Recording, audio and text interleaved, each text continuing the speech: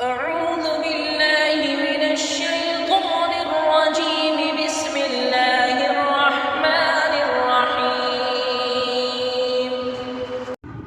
سبح اسم ربك الأعلى الذي خلق فسوى والذي قدر فهدى والذي أخرج المرعى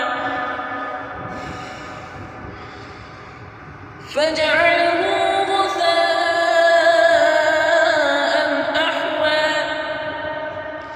سنقرئك فلا تنسى إلا ما شاء الله